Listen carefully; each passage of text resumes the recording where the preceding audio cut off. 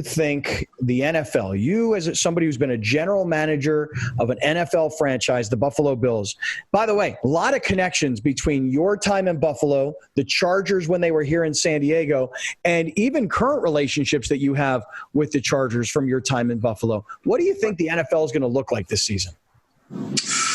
I think what you're going to find are teams that are heavy with veteran presence, teams that have continuity, and that's had continuity for a long time, will come out of the gate a lot stronger. Teams with new coaching staffs or a lot of turnover, either especially at the coordinating position, they're going to struggle. They just don't have that time to prepare. So those guys are going to come back out behind the eight ball. Now, will they finish strong? They may, but they're going to have an uphill battle. So if I was a betting man, I would put my bets for people making on the playoffs for teams that have some tenured coaching staff and vets that come back that have played together. Well, let me ask you this, though. So take a look at Phillip Rivers leaving the Chargers and going to Indianapolis. And the reports are already that Rivers has come in and like a veteran quarterback would, someone with a tremendous amount of confidence would. Rivers has already taken over. You know, he's already putting his stamp on the team. What about a new quarterback in a previously known system with a coach that used to be his coordinator? What do you think about Rivers in Indy and the possibility that they may have success? I think he'll have control of the offense, but you know as well as I do, the timing with his receivers, his running backs, those nonverbal cues that quarterbacks and his teammates have where Alex would just give an inflection on a certain call or a head nod.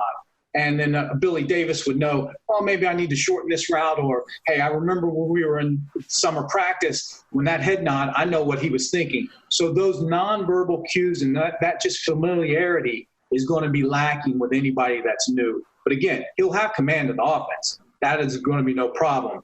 But those little situations where there's a press corner and they may have called a curl, and then normally he may give a head up or the receiver gives a hands up, they know that they're converting into a fade. Those type of things will have to take a little more time to get in sync.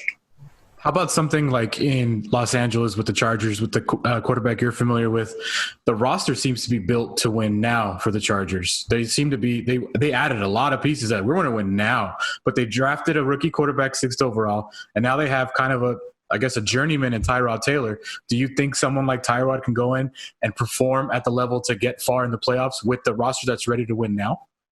I think so. I believe that he's the type of quarterback that if you put it all on him and want him and his quarterback skills to elevate the team, that's where he's going to struggle. But if you have a team around him and he can complement the team and then also in certain situations give them big plays, then he's the right man for the job.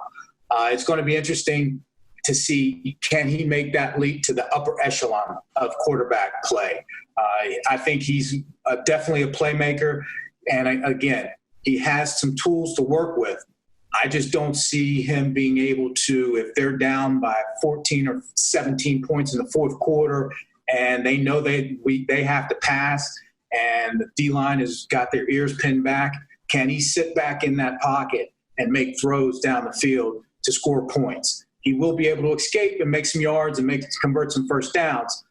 And that's great when you're even or ahead. But when you're behind and you have to score quickly, that's where I would like to see his growth, and that's the only question mark in my book. Well, you said if you were a betting man. Excuse me, real quick. You said if you were a betting man. If you were a betting man, who's you bet on? I mean, you bet on Tyrod Taylor being the Chargers starting quarterback, or you bet on Justin Herbert eventually this year being the Chargers starting quarterback? I would bet on Tyrod coming out the gate, and it all depends on his health. If he stays healthy, I think he'll stay the whole year. Why not? Look at what happened with Mahomes. But if he gets dinged, then if Justin comes in, then it's, hey, you never know.